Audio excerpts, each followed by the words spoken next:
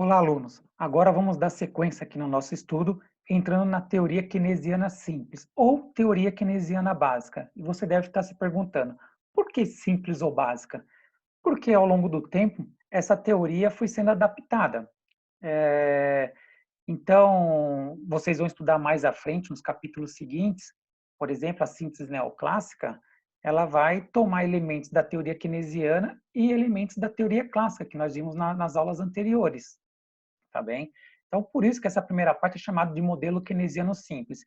E uma vez que você entende bem, né, esse modelo keynesiano, a teoria keynesiana, ele vai te dar sustentação para você entender todas as escolas que vão se derivar dela. De alguma forma, vai ter alguma influência dela. Então, uma vez que você entendeu bem essa teoria e a teoria do modelo clássico, a teoria clássica que nós vimos nas aulas anteriores, você tem ali os dois pilares principais de boa parte das escolas de macroeconomia, ok? Então você vai conseguir se mover mais facilmente entre essas teorias, entender o que vai surgindo de novo, que vai contradizendo alguma delas ou acrescentando. Então tudo vai ficando mais fácil para você. E, eventualmente, no discurso de um economista, no programa de política econômica, você vai conseguir reconhecer com mais facilidade qual a teoria que está por trás daquele pensamento, tá? Então, isso é muito importante. Então, eu considero que se você entender esses dois pilares principais, você consegue desenvolver capacidade analítica mais à frente muito aguçada e conseguir eventualmente estudar, inclusive, sozinho, parte do conteúdo que vem a seguir, tá bem?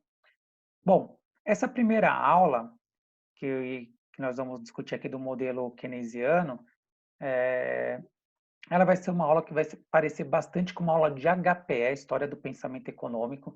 Então, aqui eu vou trabalhar bastante quem foi o Keynes, o contexto histórico, para vocês entenderem e se posicionar historicamente, como que surgiu essa teoria, entender os pormenores do que simplesmente eu vim e jogar. Eu acho que isso acaba ajudando muito mais à frente, na medida que a gente entrar no modelo propriamente dito, na questão mais técnica, na álgebra, que nós vamos ver. O conteúdo ele está baseado praticamente no livro no manual de macroeconomia dos professores da USP, que já discuti com vocês lá no começo, passei a bibliografia. É o capítulo 4 dele, tanto da edição de 2008 como a mais antiga de 1998. Então, qualquer uma das duas que você pegar, dá para você seguir os estudos tranquilamente. É o livro, é o manual que aborda mais profundamente a teoria keynesiana, vai explicar os pormenores mesmo. Ah, o Keynes diz isso, mas da onde que ele tirou? Ele vai mostrar, né, como que ele chegou naquela conclusão, não é simplesmente um achômetro, né? Teve todo um raciocínio teórico, lógico, demonstrado ali com uma certa álgebra, né, que da onde está embasado o pensamento. Então, esse livro, esse manual, Professores da USP, ele trata com mais profundidade em relação aos outros manuais. Mas você pode pegá-los, né, pegar os outros manuais aí, eventualmente acompanhando, se você achar que está muito difícil por esse livro. Lembra que eu digo que sempre livro é como se fosse professor, eventualmente você se identifica mais com um do que com o outro. Então, é o outro livro que eu havia indicado para vocês, né, na bibliografia, era do Macroeconomia, lá do Richard Freund, porque ele segue um pouco a lógica do Manual dos Professores da USP. Os capítulos vêm sendo colocados de forma, como se fosse forma linear no tempo, então vai ficando mais fácil de você entender. Então, apresenta o modelo clássico, depois vem o modelo keynesiano, depois o modelo ISLM, né? Então, esses dois livros vão seguindo uma sequência, digamos, histórica, então isso facilita muito o entendimento da teoria. Mas existem vários livros bons, literatura, muito artigo publicado na área, artigo, se você for estudar por artigo, é legal, mas procure pegar de revistas conceituadas, tá? Então, tomem cuidado aí com a literatura, mas tem muito material bom, muito documentário, eu deixei vários para vocês lá na sala virtual, para ajudar no pensamento, só que esses documentários, eles vão tratar mais o contexto histórico e os elementos principais da teoria, eles não vão discutir lá os pormenores de como o Keynes chegou naquelas conclusões, não vai ficar mostrando a álgebra do modelo, por exemplo, tá? E, enfim, então vamos avançar aqui no nosso conteúdo. Bom, coloquei aqui esse quadro, esse desenho, né? Temos os quatro grandes pilares aí da economia, né? Então, você tem aqui o Adam Smith, com o livro Teoria e Riqueza das Nações, uma investigação sobre a teoria e riqueza das nações, o Capital do Karl Marx, né? Schumpeter com vários livros, né? Teoria do Desenvolvimento, entre outros, e o Keynes. Então, aqui temos quatro grandes pilares da economia, né? E, digamos, da macroeconomia também, pode-se dizer, né? Porque eles tratam de tantos elementos que você permeia todo pensamento econômico, dependendo se é micro, se é macro. Falar da macroeconomia é um pouco complicado, porque a macroeconomia surgiu com Keynes, a gente sabe disso. Bom, e por que eu coloquei eles aqui? Porque esses economistas aqui, eles são notáveis, são grandes, né? E o Adam Smith é considerado o livro dele o marco inicial da nossa teoria, né? Da nossa disciplina, na verdade, da nossa área, economia, nossa ciência, na verdade, nossa ciência. O Karl Marx, nada mais, nada menos, né, dividiu o mundo em dois, praticamente, entre o pensamento dele, né, levou ao pensamento lá da economia planificada, né, na União Soviética, em vários outros países, né, o mundo ficou dividido entre os países comunistas, socialistas, né, e os capitalistas. Então, e o Keynes aí com o livro geral dele. Então, principalmente os três que eu acabei de falar, o Keynes, o Marx e o Adam Smith, eles foram, a obra deles é de tamanha importância que é, eles tiveram influência direta em como as políticas, né, como a economia era organizada em seu tempo, eles influenciaram radicalmente. Então, as ideias do Adam Smith foram aplicadas radicalmente, a do Marx também, dividiu o mundo em Guerra Fria, depois, posteriormente, e Revolução, e, e o Keynes também, à medida como o Estado passou a ser administrado, intervir na economia, foi altamente influenciado pelo Keynes. O Schumpeter, embora ele é um grande teórico do pensamento econômico e, de certa forma, contemporâneo do Keynes, a obra dele começou a ganhar muita ênfase a partir dos anos 70, anos 80, quando você começa a ter a chamada nova revolução tecnológica. Então, o livro dele, o pensamento dele começou a ganhar muita força posteriormente ao Schumpeter, né? Tá bem? Bom, então vamos avançar aqui.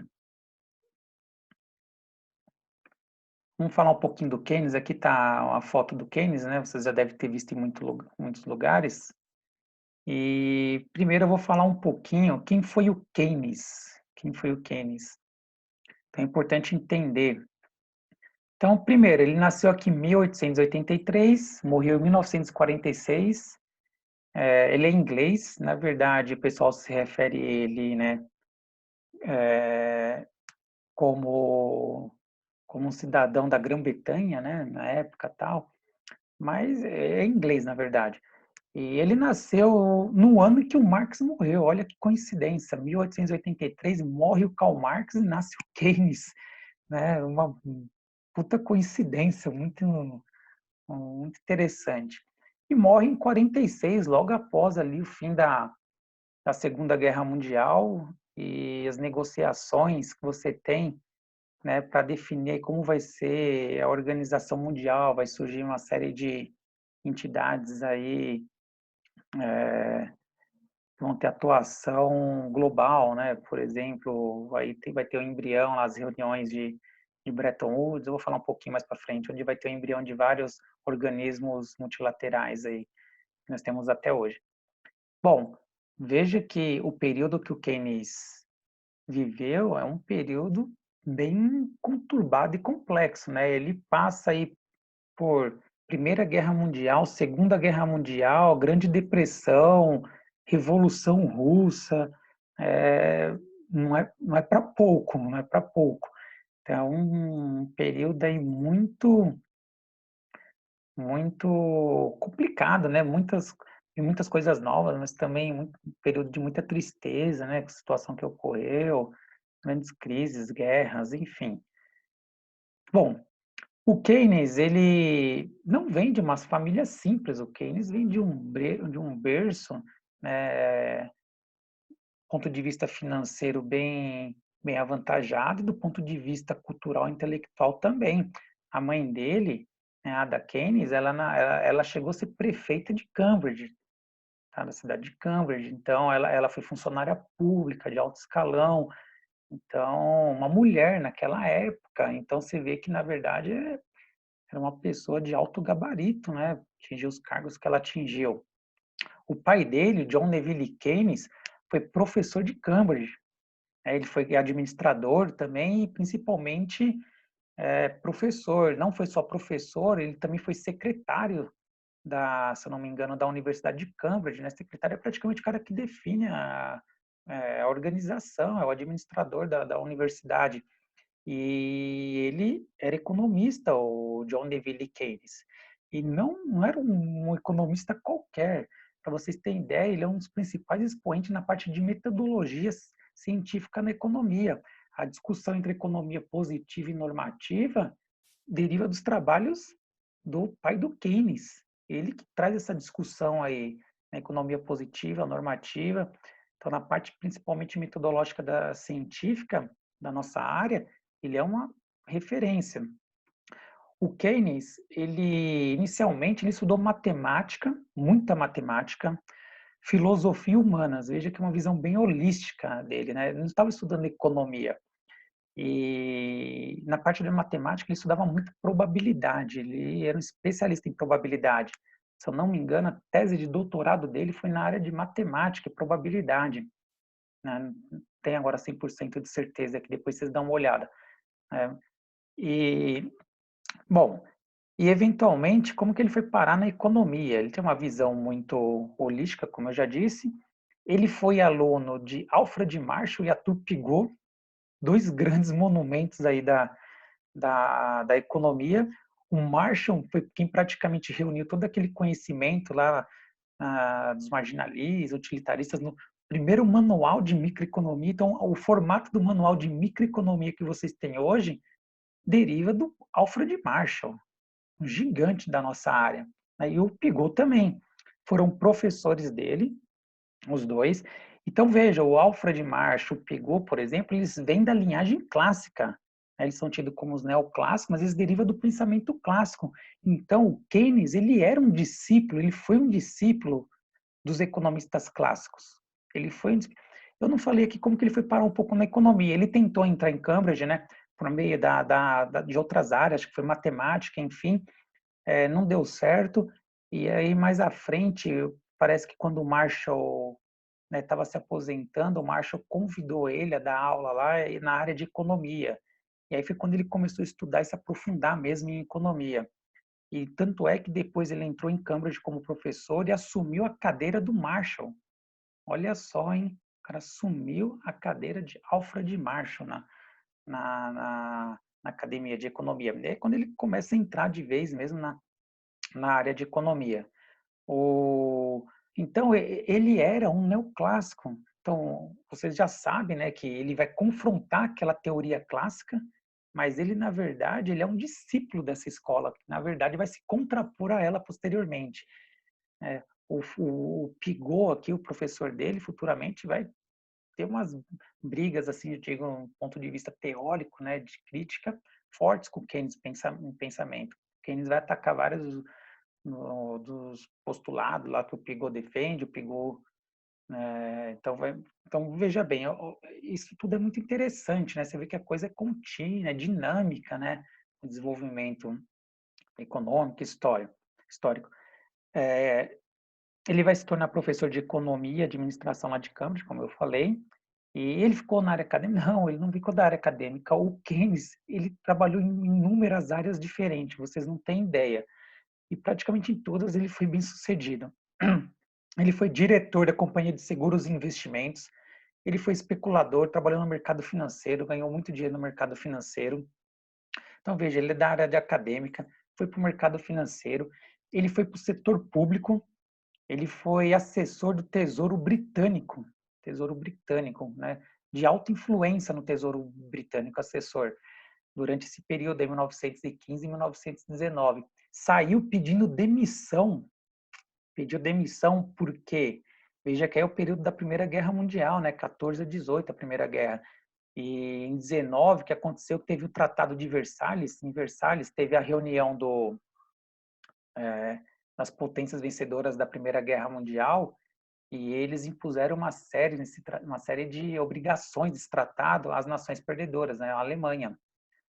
E tinha que pagar um determinado valor, né, para os países vencedores, devido aos gastos com a guerra, né? A Alemanha perder território, perder uma parte do território, enfim, teve uma série de sanções. E o Keynes, ele saiu, não concordou, ele era um dos representantes, né, de alta influência inglesa nesse tratado, ele não concordou e aí ele pediu demissão por conta disso.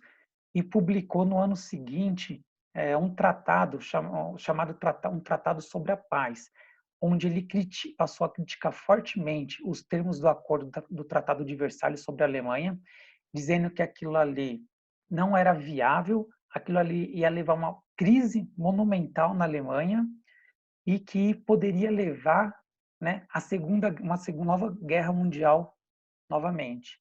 E de fato, praticamente ele previu tudo o que aconteceu, né? O tratado de fato levou às condições terríveis na Alemanha econômica, acabou gerando a hiperinflação alemã, a maior hiperinflação aí que se tem notícia, e é uma crise econômica tremenda, uma tremenda humilhação por tudo que foi imposto, e criou o caos daí para que depois surgisse o Hitler mais à frente, né? Então é interessante, pouco se fala desse tratado aí, desse posicionamento do Keynes hoje, mas na época ele ganhou muita notoriedade quando ele fez esse posicionamento e publicou esse tratado aí, se colocando contra essas condições sobre a Alemanha. Ele foi diretor do Banco da Inglaterra. Banco da Inglaterra é o Banco Central da Inglaterra, né, a gente diria hoje. Então, veja bem, o cara trabalhou lá na área do Tesouro, trabalhou na área do Banco, né, Central inglês. Ele foi colunista de imprensa, editor de jornal, ele escrevia ativamente no jornal, na imprensa, ele tinha uma atividade muito intensa. Ele por meio, inclusive, desses veículos de comunicação, ele fez uma defesa muito grande do Partido Liberal em 1929, ele teve ali uma atuação bastante política também. Aqui eu coloquei o nome do tratado, né? Ele é uma consequência, traduzindo, as consequências econômicas da paz. Né? Faltou um S ali na palavrinha, tá? Publicado em 1919. O Keynes, ele antes de entrar aqui nesse termo de Bretton Woods, o Keynes também navegou por várias outras áreas. Ele era um especialista em artes, também ele se envolveu muito com artes. E, e enfim, o cara aqui era um grande, passou por diversas áreas.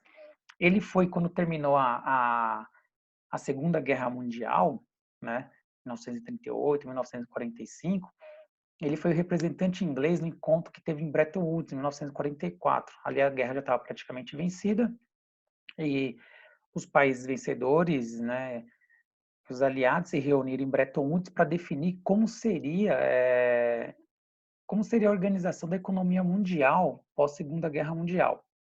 E os dois principais representantes, né, os dois principais países ali, né, era na verdade os ingleses e os americanos, né? Os americanos surgindo como uma grande potência econômica e militar mundial, né? E o representante americano era um tal de White, e do lado inglês o Keynes era o principal representante. Bom, e nessa reunião de Bretton Woods, vocês vão aprender em outras disciplinas, acho que na disciplina de economia internacional, não tenho certeza, relações internacionais, acho que vocês vão aprender. Ali foi definido todo o arcabouço que você tem multilateral até hoje. Então, a ONU, como ela é hoje, praticamente surgiu ali, Fundo Monetário Internacional, o Banco Mundial.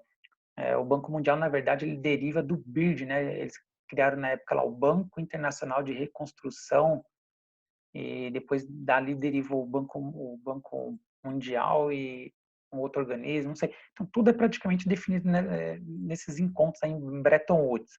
Bom, e nesse encontro de Bretton Woods, interessante, o Keynes, ele foi com uma proposta de que, para evitar crises econômicas e você levar a nova guerra, enfim, ele dizia que era necessário criar uma organização supranacional, que coordenasse, né, e coordenasse assim, uma espécie de coordenação, gerasse incentivos para que países, no comércio internacional entre os países, não existisse países muito superavitários e nem muitos deficitários. Então, no comércio internacional, tem país que exporta muito, muito superavitário. Vamos pegar nos dias de hoje, por exemplo. Você pega a Alemanha, ela é extremamente superavitária, ela exporta muito mais do que importa. A China, então, nem se fala. E tem países que são deficitários, né? Importa mais do que exporta. Por exemplo, a Grécia, vamos pegar aí. É uma crítica, uma discussão que tem muito lá na Europa, né? Desde a crise do euro, que a Grécia é uma grande importadora. Acontece o seguinte, você vai ter problema no balanço de pagamentos. Se você é muito superavitário ou muito deficitário, se você for muito deficitário, vai ter problema no balanço de pagamentos. Em outras palavras, vai faltar dólar na economia, enfim. O Keynes, a proposta dele é que existisse esse organismo supranacional, que era uma espécie de um banco, em que existiam umas regras para que nenhum país ficasse superavitário de forma muito grande e nem muito deficitário. Então existe uma série de regras e punições, assim, punições econômicas, que gerariam incentivo ao país que é muito superavitário a se tornar menos superavitário, tender a um equilíbrio zero na sua balança comercial, e os países que fossem muito deficitário também ia ter juros, ia ter controle de capital, enfim, que ia gerar vários incentivos para ele ter também um equilíbrio, né, na balança comercial zero. Lembrando que a balança comercial era muito mais importante naquela época, porque ela representava grande fluxos de capitais entre os países, né? Não havia um fluxo financeiro tão efetivo como existe hoje. E existiria, na verdade, uma moeda global, né, que esse banco seria responsável, que seria chamada Bancor, ele deu o nome até, Bancor. Então, por meio dessa moeda, desses mecanismos, nenhum país ia ser muito superavitário nem muito deficitário, de tal maneira que isso aí evitaria muitas crises econômicas no país, no mundo, enfim.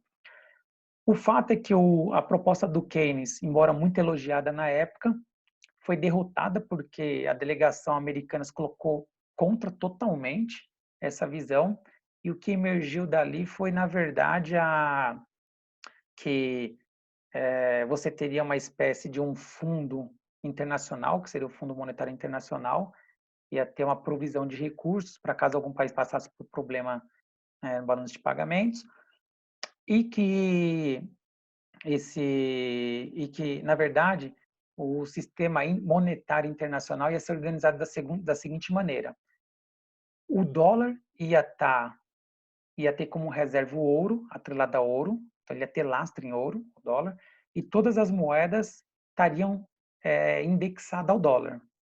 Tá? Então seria uma espécie de câmbio fixo, poderia variar muito pouquinho, uma margem muito pequena, né? Todo mundo fixado no dólar e o dólar lastreado em ouro. Tá? E isso daí foi o que se estabeleceu desde então. E foi até 1971, quando o Richard Nixon, presidente americano, rompeu com isso daí, e o dólar passou a não ter mais lastro e flutuar. Bom, acontece que essa tal política aí, nós não vamos discutir agora aqui, mas ela ela acabou beneficiando muitos americanos.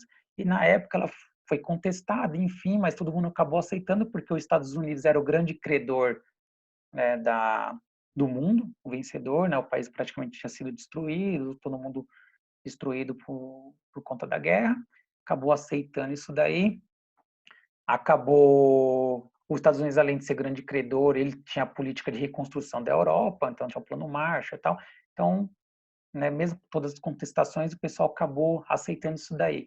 E isso permitiu com que o dólar tivesse um poder que nenhuma outra moeda tem. Ele passou a ser a principal reserva, a principal moeda de reserva mundial até hoje é o dólar, né? Isso dá um poder aí. Muitas das coisas que a gente aprende em macroeconomia, quando vai ver nos Estados Unidos, às vezes não funciona assim daquele jeito, mas é porque na verdade, né, o dólar tem uma característica que nenhuma outra moeda tem no mundo.